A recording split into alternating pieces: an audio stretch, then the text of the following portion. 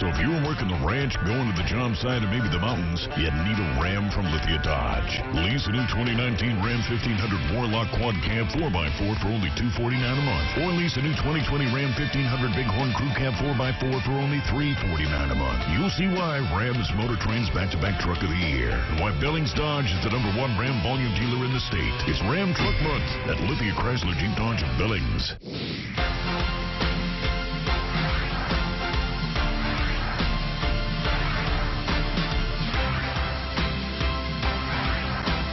As the weather changes all over Montana, we want you, our viewers, to capture the perfect picture.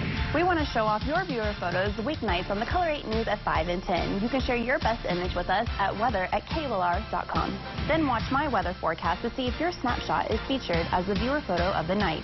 Sponsored by Party America. Wake up, you gotta shine with the sun, and here it comes, it's all about early, and I wanna be there. Good Monday morning. We are making a commitment to you to keep you informed with the very latest developments every newscast as we continue to practice social distancing. Awfully lonely in the studio this morning. Containing the coronavirus in the Treasure State, 34 confirmed cases, new cases over the weekend. Yellowstone County reported an additional case and 2 new cases confirmed in Gallatin County. This morning, with 3 cases confirmed in Cascade County, the local health department is discussing what this means moving forward. Wake Up Montana's Forrest Allred live for us this morning from his home. Forrest, what are some of the health department's recommendations? Well, the big one from the press conference was that I didn't want anybody in the area to panic, saying that they have been preparing for what they had been saying was basically the inevitability of when the coronavirus would actually get to Cascade County itself. Now, the focus has been on preparation for when this day would arrive, and the people who are confirmed with the virus all had recently traveled internationally. 2 of them are in their 50s, while 1 of them is in their 20s.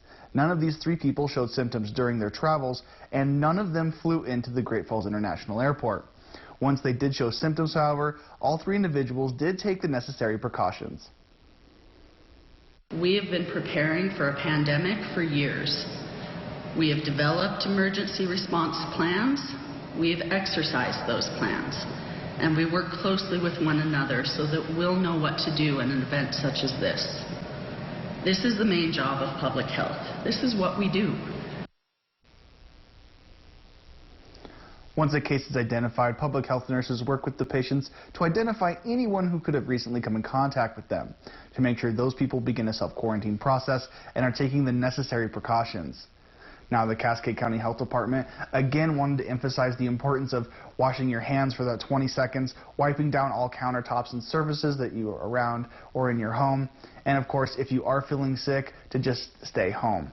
You can find more information on the latest cases for Montana on our website. Reporting in Great Falls, Forrest Allred, Wake Up Montana. Forrest, thank you very much.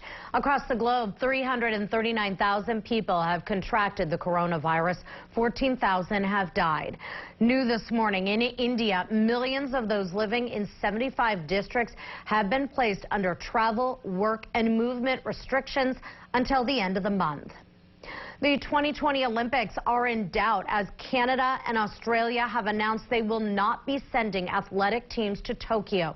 Japan's prime minister saying postponing the games is now a possibility.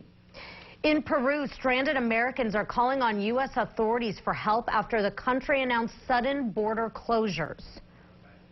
We're working very hard, long, on getting a young group of people out of Peru. We've removed some, and the rest are being removed with the cooperation of the Peruvian government. A Bozeman woman is just one of many people stranded in Peru trying to get home.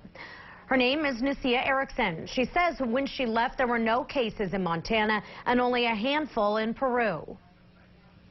Down here Sunday afternoon, and then Sunday evening, the president announced that the country was going into lockdown quarantine for the next 15 days. So it was really frustrating to go to the embassy on Monday and for it to be closed, and for all us Americans to be like, okay, what do we do now?